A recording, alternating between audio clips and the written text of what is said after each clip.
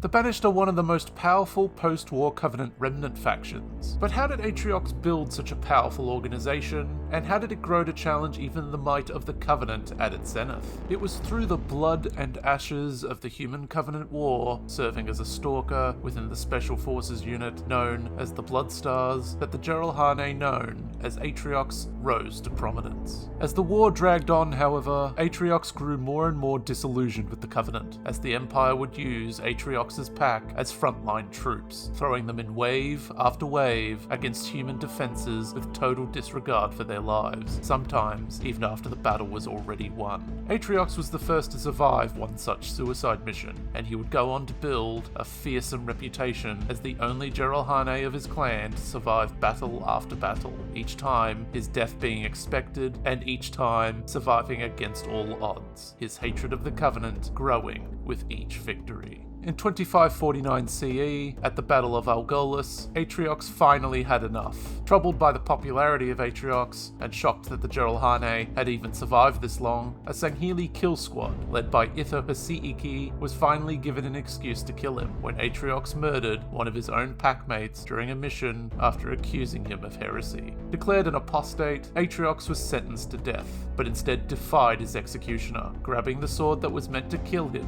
mid-swing.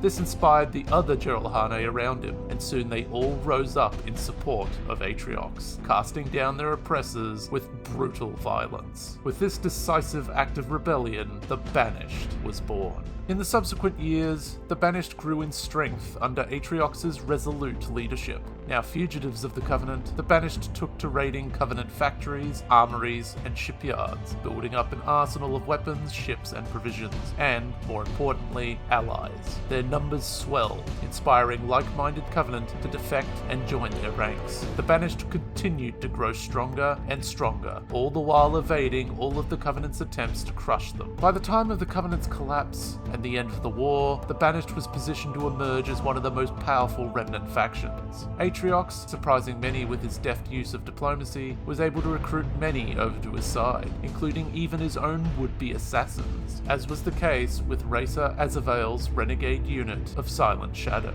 In the post-war landscape, it should come as no surprise why the Banished have emerged as a powerful player in the power vacuum left in the wake of the Great Schism. No longer restrained by religious dogma, united by a creed of mutual prosperity and bounty, and led by their cunning war master, Atriox, the Banished represent the biggest threat to humanity's survival since the Covenant.